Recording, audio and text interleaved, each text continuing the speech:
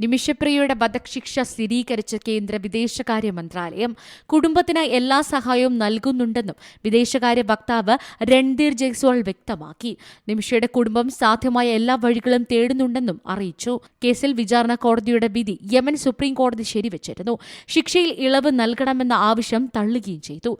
2012 പാലക്കാട് കൊല്ലങ്കോട് സ്വദേശിനി നിമിഷപ്രിയ യമനിൽ ഒരു ക്ലിനിക്കൽ നഴ്സായി എത്തുന്നത്. അവിടെ വെച്ചാണ് യമൻ പൗരനായ തലാൽ അബ്ദുൾ മഹീദിയെ പരിചയപ്പെടുന്നതും തുടർന്ന് അയാളുമായി ചേർന്ന് ഒരു ക്ലിനിക്ക് ആരംഭിക്കുകയും ചെയ്യുന്നത്.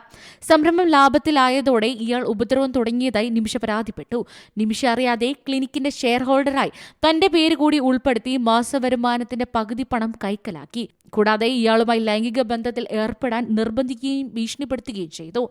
ഇതോടെ 2017 ജൂലൈയിൽ മയക്കുമരുന്ന് കുത്തിവെച്ച് നിമിഷ തലാലിനെ കൊലപ്പെടുത്തി. പക്ഷേ സുഹൃത്തിനെ കൊല്ലാൻ ഉദ്ദേശിച്ചിട്ടില്ലെന്നും ഇയാളുടെ കയ്യിലുണ്ടായിരുന്ന തന്റെ പാസ്പോർട്ട് വീണ്ടെടുക്കുകയായിരുന്നു ലക്ഷ്യമെന്നുമാണ് നിമിഷ പറയുന്നത്.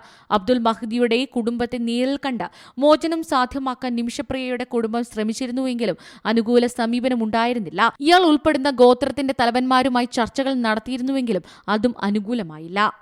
News desk Zee Malayalam news.